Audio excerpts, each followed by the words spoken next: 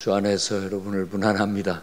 아무튼 여러분의 기도와 또 여러 가지 후원과 도움을 통해서 저희들이 편안하게 종교개혁지 탐방을 갔다 올 수 있었습니다. 어제가 종교개혁 기념일이었고 지난주가 종교개혁 기념주일이었습니다. 그래서 그것에 맞추어서 특별한 우리 지방에서 계획을 추진해서 갔다 오게 되었습니다. 아무튼 하나님께 감사하고 또 여러분에게도 감사를 드립니다. 그동안 또 김영훈 집사님께서 새벽 예배를 인도해 주셨는데 감사를 드리고 또 여러분들도 다 같이 참여하셔서 같이 기도했다라는 것을 저도 듣고 기쁘게 생각합니다. 우리가 지금 보고 있는 이 호세아서는 호세아 선지자의 글을 말하는데 그 이름을 따서 호세아서라고 그렇게 부르고 있습니다. 호세아는 어느 때 사람이냐라고 한다면 북왕국 이스라엘에 그 중에서도 이름이 같은데 여로보암 2세, 그러니까 여로보암 2세 때가 북왕국 이스라엘이 국제 정세나 또 모든 면에 있어서 경제적으로 가장 부강했던 시절이었다고 합니다. 그래서 여로보암 2세 때 하나님께 부름을 받고 그가 하나님의 선지자로서 일어나서 보고 이제 말씀을 전하는 그 내용을 담고 있습니다. 호세아라는 그 이름의 뜻도 두 가지 의미를 갖고 있는 거예요. 여호와라는 말과 구원. 여호와는 구원이시다. 예수도 여호와는 구원이시다라는 그 단어의 조합이고요. 여호수아도 내나 똑같은 여호와는 구원이시다라는 여호와와 구원의 단어의 조합이에요. 약간의 발음의 차이가 있을 뿐입니다.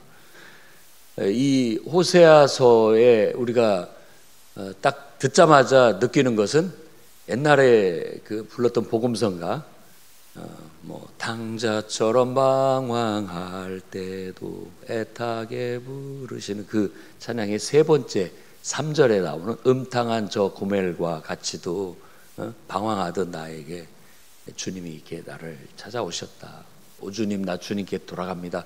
이런 노래의 가사말 때문에 저도 어렸을 때부터 성경을 잘 몰랐어도 음탕한 고멜에 대해서는 들어봤습니다. 그러니까 여러분들도 아마 교회를 어렸을 때부터 다녔거나 이랬으면은 음탕한 고멜에 대해서 알고 있을 거예요. 그 고멜이 바로 이 호세아서에 나온 인물이죠. 호세아 선지자에게 하나님께서 명령하셔서 그 음탕한 여인과 결혼을 하라고 해서 결혼을 했는데 그 버릇을 못 고쳐가지고 계속 또 집을 나가요.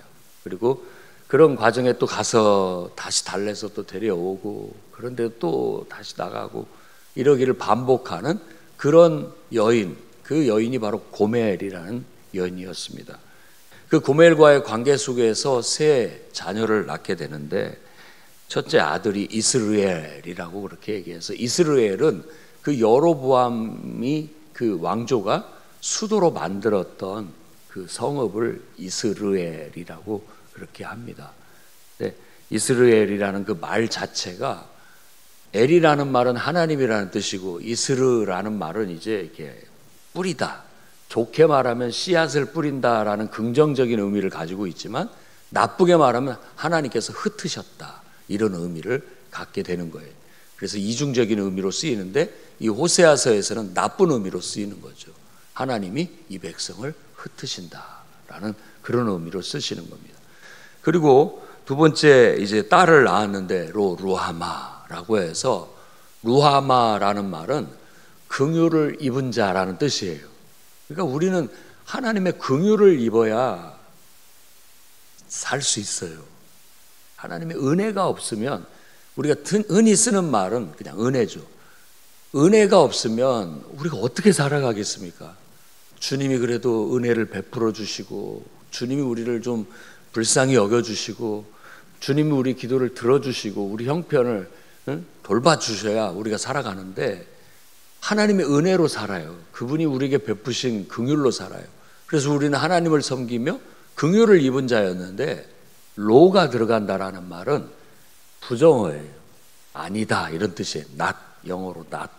루하마 긍휼을 입은 자가 아니다 라는 말로 이 백성이 꼭 고멜과 같고 그 결과는 이 백성에게 하나님이 긍휼이 임하고 하나님의 돌봄이 있어야 되는데 하나님의 은혜와 그 긍휼을 다 잃어버린, 긍휼을 베풀 수도 없고 또 하나님의 긍휼을 입지도 못한 그런 백성들로 전락하게 되었다라는 안타까움을 그 딸의 이름에 담고 있어요.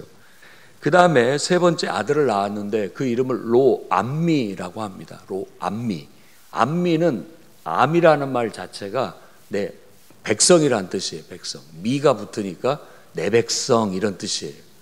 거기에 로가 붙었으니까 너희 내 백성 아니다. 이런 절망적인 그런 이름이에요. 이 이야기 속에 전반부에 나타나 있는 1에서 3장 속에 나타나 있는 전반부의 이야기 속에 호세아서의 메시지가 다 들어있는 거예요. 다 들어있는 거죠. 그러니까 하나님이 이스라엘 백성을 봤을 때 정말 사랑해서 그를 어떻게든지 끌어안고 그에게 은혜를 베풀고 긍휼을 베풀어서 려고 하는데 결국은 자꾸만 반복적으로 다시 하나님을 버리고 뛰쳐나가고 또 뛰쳐나가고 다시 데려오면 또 뛰쳐나가고 하는 북왕국 이스라엘의 영적인 현실을 그대로 보여주고 있다고 말할 수 있는 것이죠.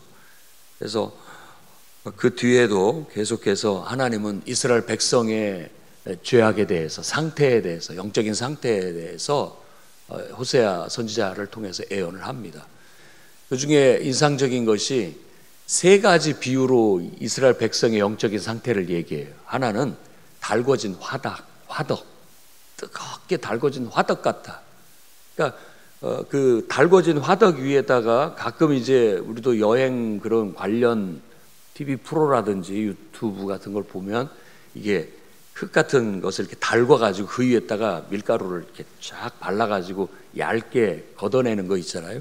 그런 빵을 굽는데 한번 달궈진 화덕은 쉽게 이게 사라지지 않는다라는 것 때문에 이스라엘 백성이 죄악에 달궈져가지고 어떤 막 욕망에 사로잡혀가지고 있는 모습을 달궈진 화덕으로 그렇게 비유를 합니다.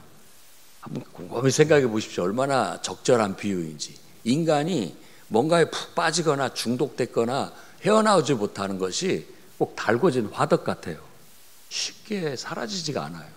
어떻게 그렇게 고집스럽고 얼마나 그게 안 고쳐지는지 인간의 모습을 그렇게 달궈진 화덕에 비유를 합니다.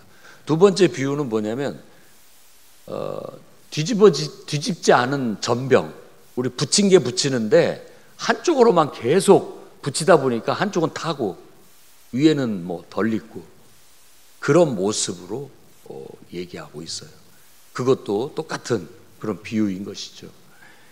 이게 좀 잘 하나님에게 길들여져서 하나님 말씀대로 이렇게도 뒤집어지고 저렇게도 뒤집어져서 맛있게 구워져야 되는데 얼마나 고집스러운지 뒤집어지지를 않아요.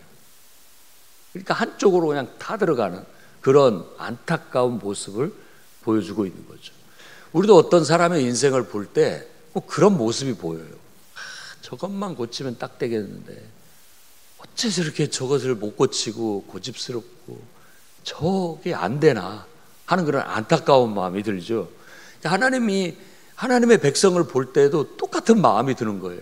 정말 내가 시키는 대로만 한다면, 내가 지도하는 대로만 한다면 잘 될 텐데 인생이 왜 이렇게 고집스럽게 저렇게 한쪽 방향만 고집을 하고 저렇게 나가는가, 왜 저것을 못 고치는가 하는 그런 안타까움이 묻어나는 대목이라고 할 수 있죠. 그리고 마지막 세 번째 비유는 방황하는 비둘기. 제 집을 찾아와서 정착하지 못하고 방황하는 비둘기처럼 이스라엘 백성을 그렇게 말하고 있어요. 그래서 아마 우리도 가끔 쓰는 말들이 있죠. 무슨 역마살 끼었나, 어디에 정착을 하지 못하고 마음을 잡지 못하고 안정을 찾지 못하고 늘 떠돌아다니는 그런 인생 같은, 뭔가 방황을 하고 있는 거예요, 계속. 그래서 이 어리석은 비둘기는 방황이에요, 방황. 그래서 아마 제가 알기로는 김영기라고 하는 사람이 부른 그 옛날에 탕자처럼이라는 그 복음성가가 그 내용을 잘 담고 있어요. 그래서 그 후렴구에 오 주님 나 이제 갑니다. 주님께 다시 돌아갑니다. 이런 것처럼 이 호세아서는 돌아와라. 다시 돌아와라. 라는 간절한 하나님의 그런 외침이, 울림이 있어요. 그래서 이 성경을 읽을 때 여러분 마음속에도 그런 깨달음이 있기를 바랍니다. 우리 자신들을 돌아봐서 내가 뭔가 정말 달궈진 화덕처럼 또 뒤집어지지 않은 전병처럼 그리고 어디 정착하지 못하고 떠도는 방황하는 그런 새처럼 인생을 살고 있지는 않은지 우리를 돌아볼 필요가 있습니다. 성경의 가르침은 여호와를 알자. 우리 문제가 뭐냐? 지금 하나님을 알잖아. 하나님을 몰라서 알자라고 하는 게 아니라 하나님과의 관계를 말하는 거예요. 부부간에도 한 집에 산다고 해서 그 관계가 좋은 게 아니잖아요. 정말로 서로 사랑하고 진정으로 마음이 서로 교류하고 한 마음 한 뜻이 돼서 서로를 위하고 이런 마음이 있어야 되는데 그런 마음이 없다 이런 거예요. 하나님은 우리를 향해서 언제나 변함없이 우리를 사랑하고 우리에게 은혜를 베풀기를 원하는데 자꾸만 그걸 거부하고 다른 데 가서 만족을 얻으려고 하는 그런 불성실한 여인과 같은 그런 배우자 같은 모습으로 우리를 말하고 있으면서 호세아서에 우리에게 주는 외침은 여호와를 알자. 힘써 여호와를 알자. 그 말은 하나님의 마음을 좀 이해하고 그 마음에 합해서 우리도 하나님이 우리를 변함없이 사랑하는 것처럼 우리도 변함없이 그분을 좀 사랑하자. 그게 여호와를 알자는 호소라고 할 수 있는 것이죠. 저는 여러분들을 봤을 때 변함없이 이렇게 하나님을 옛날부터 지금까지 이렇게 섬겨오고 변함없이 섬겨오는 것이 얼마나 귀하고 감사한지 하나님께 감사를 드리고 영광을 돌리게 됩니다. 그런 겁니다. 정말 변함없는 사랑. 정말 하나님과 내가 뭐 보통 사이입니까? 뗄래야 뗄 수 없는 사이죠. 나 하나님 떠나서 살 수 없는, 하나님의 은혜가 없이도 살 수 없는 나는 그런 사람이다 라는 마음으로 오늘 또 어김없이 변함없이 하나님께 대한 우리의 충성심과 하나님께 대한 우리의 열심과 사랑을 가지고 이렇게 주님을 위해서라면 어떤 고생도 마다하지 않고 주님을 위해서라면 어떤 희생도 마다하지 않고 오히려 그렇게 주님을 위해서 뭔가를 할 수 있다라는 것이 기쁨이고 감사로 여기면서 그런 은혜 가운데 살아가는 하나님의 백성이요 하나님의 자녀요 정말 하나님과는 뗄래야 뗄 수 없는 그런 깊은 관계성 속에서 살아가기를 바라는 그런 간절한 바람이 이 속에 담겨져 있는 거예요. 그런데 왜 이 백성은 그러지를 못하는가 하는 그런 탄식이 그 밑바탕에 깔려 있다고 볼 수가 있겠습니다. 그래서 하나님은 지금이라도 괜찮다. 지금이라도 이 묵은 땅을 기경해라. 기경이라는 땅을 갈아엎어라. 마음을 좀 갈아엎어라. 마음을 고쳐먹고 정말 다시 그 처음 사랑, 처음 만났을 때 그 애틋한 사랑, 그 온 마음으로 전심으로 사랑했던 그 사랑으로 돌아가야 된다. 돌아가자. 돌아와라. 나는 끝끝내 너희를 그렇게 만들어낼 것이다. 라는 것이죠. 그래서 그 말씀이 이제 10장부터 11장, 이제 14장까지 호세아서는 있으니까 이어지는 내용이라고 할 수 있겠어요. 회복을 바라는 마음에서 회개하기를 요구하는 요구가 담겨져 있다고 볼 수 있겠습니다. 오늘 우리가 읽은 이 호세아서 11장 말씀도 바로 그런 애틋한 하나님과 이스라엘 백성과의 관계로 시작됩니다. 관계로 내가 어렸을 때, 너희들이 어렸을 때 너희를 내 아들로 삼고 내가 사랑을 주고 내가 너희들을 애굽에서 불러내서 걸음마를 가르치고 팔로 끌어안고 사랑의 줄로 너희들을 이끌어왔다. 지금까지 그러니까 하나님의 그 정말 우리를 향한 그 뜨거운 사랑, 오늘 말씀에서 표현처럼 불붙는 긍휼, 그 긍휼이 불쌍히 여기는 마음과 애틋하게 여기는 마음, 사랑의 마음이죠. 부모가 자녀에게 갖는 마음이에요. 특히 아버지가 자식들을 볼 때 갖는 마음이죠. 겉으로는 이렇게 따뜻하게 말하지 못하고 친절하게 말하지 못하지만 그 마음 한구석에서는 늘 안쓰럽고 안타까이 여기는 그런 부모, 아버지의 그런 마음이라고 할 수 있죠. 그걸 하나님에 빗대어서 얘기를 하고 있는 거예요. 그래서 하나님이 그렇게 우리를 그렇게 음으로 양으로 사랑으로 낳아서 기르고 사랑으로 돌보고 헌신적으로 키워왔다라는 것을 다시 한번 강조하는 거예요. 그래서 그 깨닫기를 바라는 거죠. 그래서 다시 돌아오기를 바라는 간절한 마음. 근데 5절 7절 말씀 보면 그렇게 하나님이 간절히 바라는데도 왜 오기를 꺼려 하느냐라는 거예요. 자꾸 오기를 꺼려 하는 거예요. 그러니까 제가 봤을 때도 철없는 우리 어렸을 때 우리들의 모습이 그랬던 것 같고, 지금 우리 성도들 자녀들을 이렇게 관찰을 해봐도 참 철이 없다 이런 생각이 들 때가 많이 있습니다. 부모의 마음은 내가 다 읽히거든요.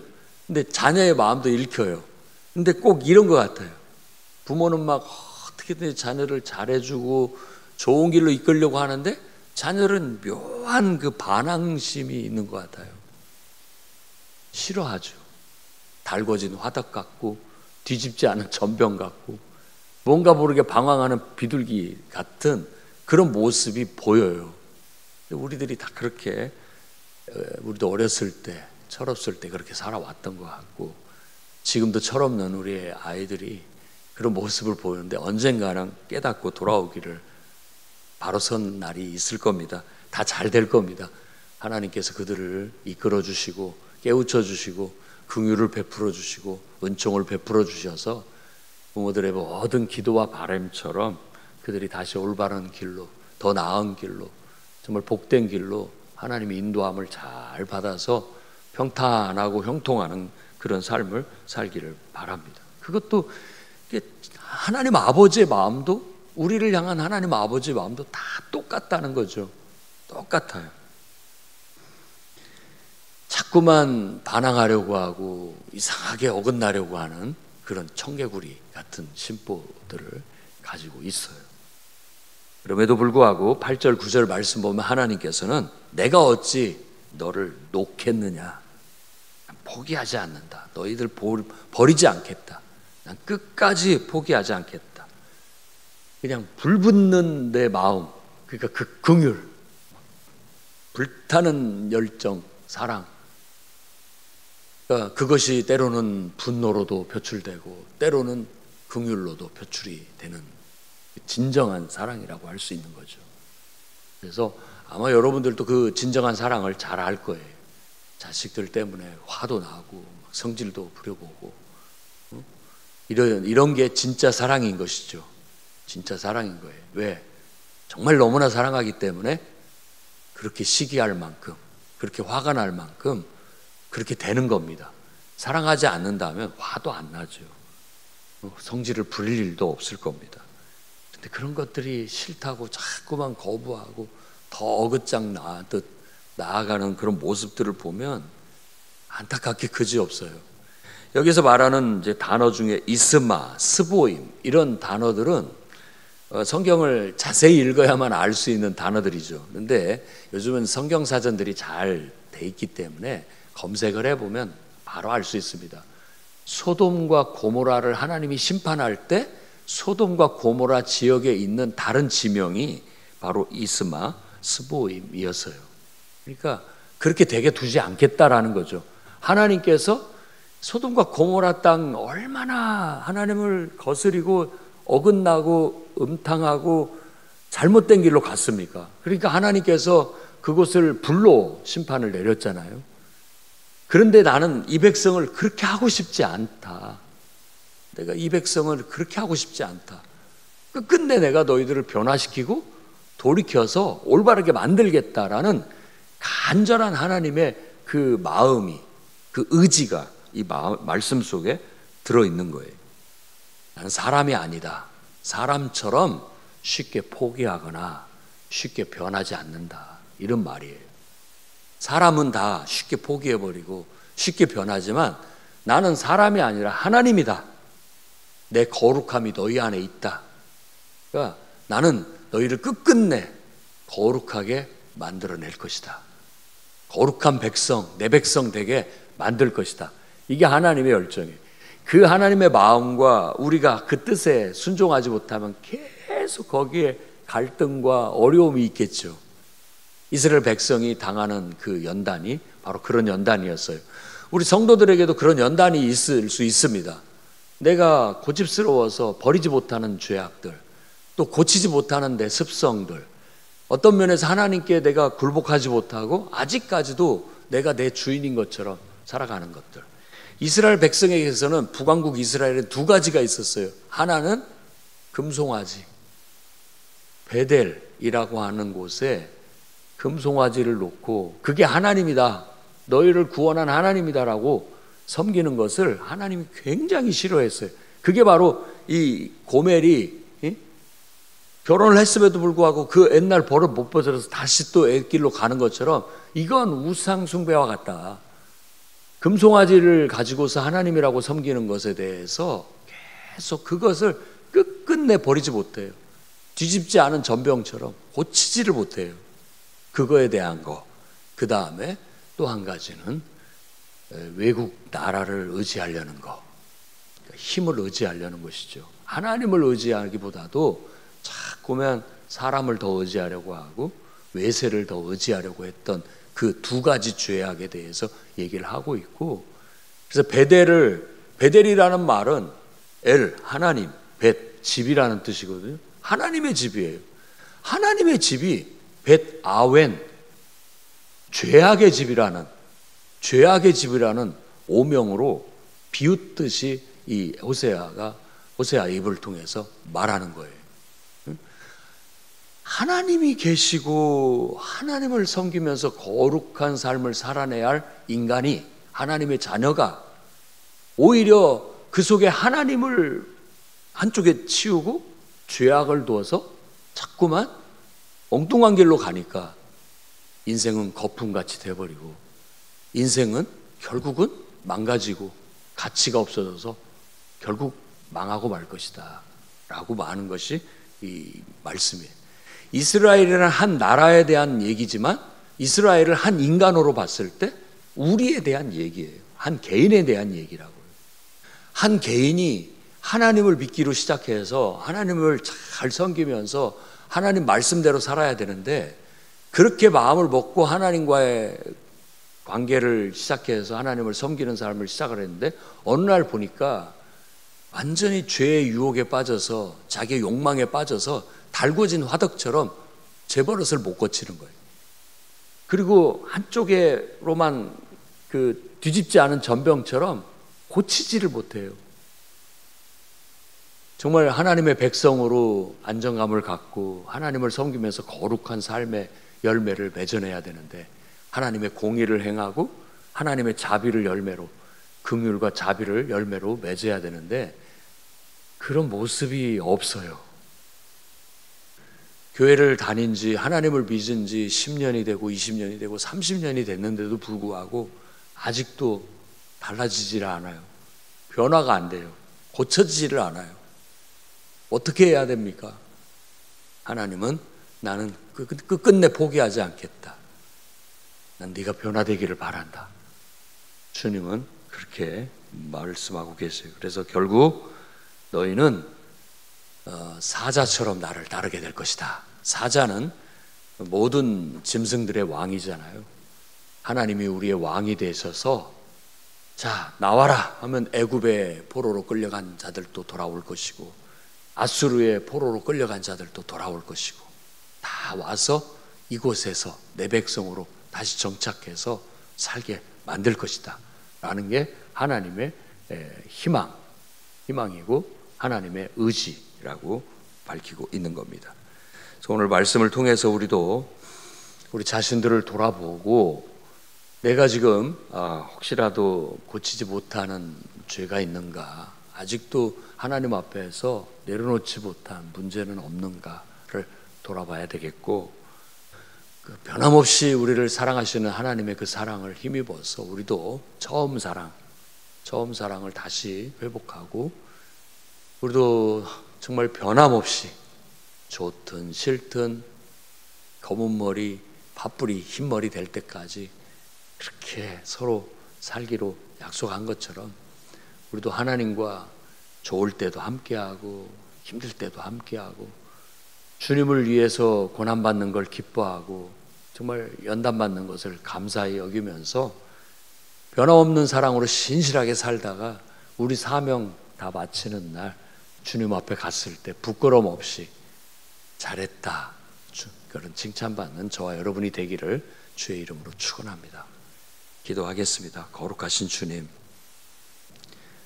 우리의 모습을 보고 주님이 기뻐하기를 원합니다. 우리는 부족하고 늘 연약하여 하나님의 은혜가 없으면 살 수가 없습니다. 주님이 우리를 긍휼히 여겨주시고 우리를 향한 그 안타까운 탄식과 우리를 향한 그 간절한 바램을 느낄 수 있습니다. 주님, 그 바램대로 하나님 앞에 의젓한 주님의 자녀가 되고 성숙한 하나님 백성이 되어 주님께 기쁨을 드리고 또 하나님께 하나님의 뜻을 이루는데 일꾼으로 멋지게 쓰여지는 인생 살다가 우리에게 주어진 사명 마치는 날 주님을 뵙고 위로와 안식을 얻게 해 주시옵소서. 예수님 이름으로 기도드립니다.